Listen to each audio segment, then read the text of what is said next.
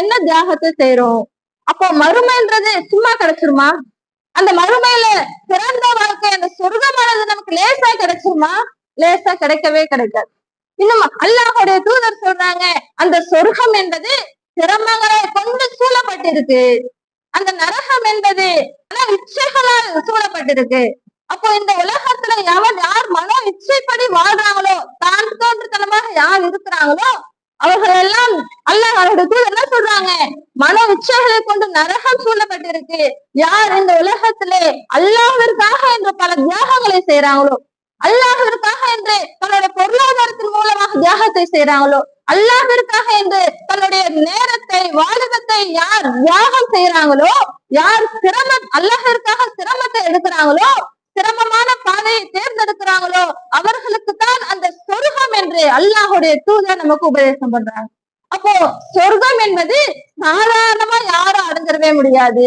அப்போ சிரமப்பட்டால்தான் நம்ம சொர்க்கத்திற்கு போக முடியும். இன்னும் அல்லாஹ் திருமறை குர்ஆனில ஒரு வசனத்தை சொல்லி காட்டுறான். ஹஸிபத்தும் அன் ததுகுலுல் ஜன்னா, நீங்கள் உங்களுக்கு முன் சென்றவர்கள்ட்ட கஷ்டங்கள் எல்லாம் நீங்க படாம நீங்க லேசா சொர்க்கம் போயிடலாம் நினைக்கிறீங்களா? முன் சென்றோர்கள் பட்ட சிரமங்களும் கஷ்டங்களும் நீங்கள் படாமல் நீங்க லேசா சொர்க்கம் போயிடலாம் நினைக்கிறீங்களா? அவர்கள் எந்த அளவுக்கு தான் கஷ்டப்பட்டாங்க.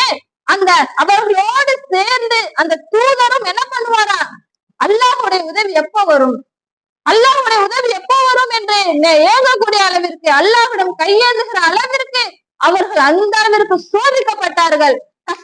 கஷ்டத்தால் மூழ்கடிக்கப்பட்டார்கள், ஆட்கடிக்கப்பட்டார்கள். அது மாதிரி அவங்க சோதனையை அனுபவிச்சாங்க. ஆனாலும் அது அவங்க அந்த மார்க்கத்தை விட்டு வெளியேற்றல, அவர்கள் இஸ்லாத்தை விட்டு வெளியே போகல. அல்லாஹ் சொல்லிட்டு சொல்றான், இப்படி எல்லாம் கஷ்டப்பட்டாங்கதான், அந்த தூதரே சேர்ந்து அல்லாஹ்விடம் கையேந்திர அளவுக்கு கஷ்டப்பட்டாங்கதான். அறிந்து கொள்ளுங்கள், அல்லாஹுடைய உதவி மிக சமீபத்துல இருக்கு.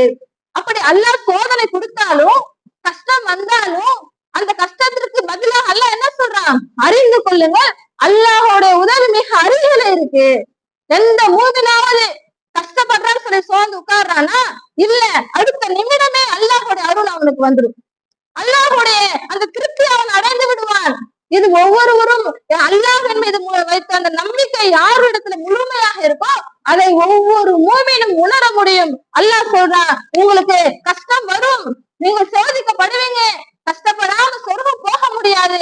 ஆனால் இந்த உலகத்திலேயும் அல்லாஹ் நமக்கு அதற்கான அந்த அல்லாஹுடைய உதவியை கொடுத்துடுவான். நாளை மறுமையிலும் அல்லாஹுடைய உதவியான அல்லாஹுடைய உதவி எது, அல்லாஹுடைய சொர்க்கத்தை பரிசா கொடுப்பான். அப்போ இந்த மூமின்களுக்கு கஷ்டம் வரும்தான். இன்னும் ஈமான் கொண்டுட்டான்னு சொன்னா அந்த மனிதனுடைய ஈமானை சோதிப்பதற்காகவே அல்லாஹ் பல சோதனைகளையும் சேர்த்து கொடுப்பான். இன்னும் அல்லாஹ் ரப்பல் ஆலமீன் திருமறை குர்ஆன்ல சொல்லி காட்டுறான். யாருடைய இந்த சம்பவத்தை பத்தி அப்படின்னு சொல்றான்னா, ஃபிரௌனுடைய மனைவியை பற்றி அல்லாஹ் சிலாஹித்து சொல்றான். வல் அரபல்லாஹு மஸலல் லல்லதீன ஆமனு, மூமின்களுக்கு ஈமான் கொண்டவர்களுக்கு அல்லாஹ் உதாரணமாக யார சொல்றா, இம்ராத் ஃபிரௌனுடைய மனைவியை அல்லாஹ் ரப்பல் ஆலமீன் திருமறை குர்ஆனிலே மூமின்களுக்கு ஈமான் கொண்டவர்களுக்கு, ஒட்டுமொத்த மூமின்களுக்கும், இந்த உலகத்தில் உள்ள ஒட்டுமொத்த ஆண் பெண் மூமின்களுக்கும் அல்லாஹ் யாரை உதாரணமாக சொல்றான்னா, இம்ராத் ஃபிரௌனுடைய மனைவியை அல்லாஹ் சொல்றா. இன்னொரு பெண்மணி மரியம் அலைஹிஸ்ஸலாம் அவர்களை 2 பேரையும், அதாவது இவங்கதான் உங்களுக்கு முன்மாதிரி என்று சொல்வதற்கு காரணம் என்ன தெரியுமா? அதையும் அல்லாஹ் ரப்பல் ஆலமீன் திருமறை குர்ஆன்ல சொல்றான். அவர்கள் கேட்ட அந்த துஆவை சொல்லி காட்டுறான். ஆசியா அலைஹிஸ்ஸலாம் அவர்கள் ஃபிரௌனுடைய மனைவி அவர்கள் கேட்ட துஆ என்ன துஆ? ரப்பிப்னி இன்தக பைத ஃபி ஜன்னா, இறைவா எனக்கு சொர்க்கத்திலே ஒரு மாளிகை கொடு, எல்லாம் எனக்கு சொர்க்கத்துல ஒரு மாளிகை கொடு. ஏன் அப்படி கேக்குறாங்க? ஆசியா அலைஹிஸ்ஸலாம் அவர்கள் ஏன் அப்படி கேக்குறாங்க அப்படின்னா, அவங்க மூசா நபியும் இன்னும் ஹாரூனும் எந்த இறைவனை அறிமுகப்படுத்துறாங்களோ அல்லாஹ் என்று அவர்கள் சொன்னாங்க. ஃபிரௌனுடைய சபையில போய் மூசா நபியும் ஹாரூன் நபி என்ன சொல்றாங்க, அல்லாஹ் தான் ஒரே இறைவன், இந்த கிழக்கு திசைக்கும் இந்த மேற்கு திசைக்கும் இந்த சூரியனை படைத்தது வானம் பூமி இதற்கெல்லாம் சொந்தக்காரன் அல்லாஹ் தான் சொல்லி மூசா அலைஹிஸ்ஸலாம் அவர்கள் அந்த ஃபிரௌனுடைய சபையில போய் அந்த ஏகத்துவத்தை சொல்றாங்க. ஃபிரௌன் என்ற சாதாரணமானவனா இல்ல, அந்த ஃபிரௌன் என்பவன் எப்படிப்பட்டவனா இருக்கான்? அவன் தான் கடவுள், நான் தான் கடவுள், நான் தான் உயிரை கொடுப்பேன், நான் தான் உயிரை எடுப்பேன், நான் தான் மிகப்பெரிய கடவுள், நான் சொல்றதா கேட்கணும் என்று அந்த மனிதர்களை, அதாவது அந்த பனு இஸ்ரவேலர்களை அவன் தன்னுடைய கீழே அடிமைப்படுத்தி வச்சிருந்தான். அந்த மூசா நபியும் ஹாரூனும் அந்த சபையில பேச பேச ஃபிரௌனுடைய மனைவி கேட்டுட்டு என்ன பண்றாங்க, அந்த ஈமானுடைய உறுதி இருக்க முடியல, உள்ள தளவுல ஈமான வச்சுக்க முடியல. ஃபிரௌன்ட்ட சொன்னா அடிவிலுன்னு தெரியுது. ஃபிரௌன் சும்மா இருப்பானா? அதாவது எந்த அளவுக்கு சொகுசா இருக்கிறாங்க. ஃபிரௌன் என்பவன் ஆட்சியாளர், மன்னனாக இருக்கிறான், ஆட்சியாளனாக இருக்கிறான். அவருடைய மனைவி எப்படி இருப்பாங்க? எவ்வளவு சொகுசா இருப்பாங்க.